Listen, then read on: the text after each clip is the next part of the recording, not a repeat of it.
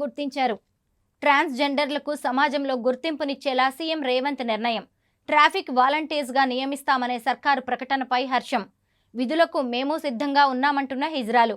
తెలంగాణలో పుట్టి పెరిగిన వారికి మొదటి ప్రాధాన్యత ఇవ్వాలని విజ్ఞప్తి. అందరికీ ఉపాధి కల్పిస్తే భిక్షాటన చేయబోమని స్పష్టం. ప్రస్తుత సమాజంలో ట్రాన్స్జెండర్స్ అసలు మనుషులే కాదన్నట్టు భావిస్తున్న తరుణంలో సీఎం రేవంత్ రెడ్డి ప్రభుత్వం తీసుకున్న నిర్ణయం వారి జీవితాలకు వెలుగునిచ్చింది. ఏళ్ల తరబడి అవమానాలు, చీత్కారాలు అనుభవిస్తున్న హిజ్రాలు సమాజంలో మూడో రకం మనుషులుగాను సరైన గుర్తింపు నోచుకోవడం లేదు.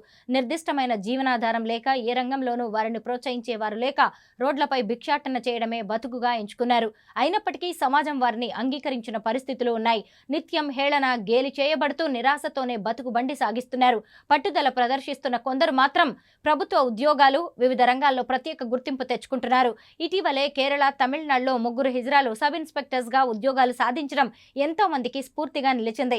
కరోనా సమయంలోనూ డాక్టర్లుగా ఉన్న ట్రాన్స్జెండర్స్ కోవిడ్ పేషెంట్లకు సేవలందించి ఆదర్శంగా మారారు. తెలంగాణలోనూ ట్రాన్స్జెండర్స్కు ఉపాధినిచ్చి వారి సేవలను వినియోగించుకోవాలనే కొత్త ఆలోచనతో తెలంగాణ ప్రభుత్వం నిర్ణయం తీసుకుంది.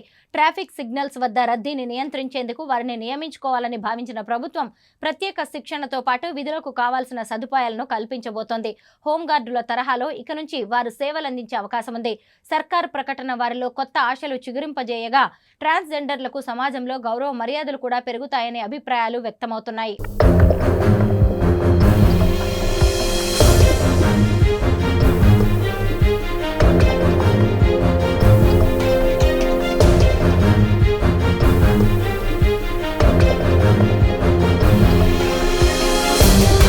గ్రేటర్ హైదరాబాద్లో మొత్తం 5 జోన్ల పరిధిలో 30 సర్కిళ్లు ఉండగా నానాటికి పెరుగుతున్న ట్రాఫిక్తో ప్రజా రవాణా ఇబ్బందికరంగా మారింది.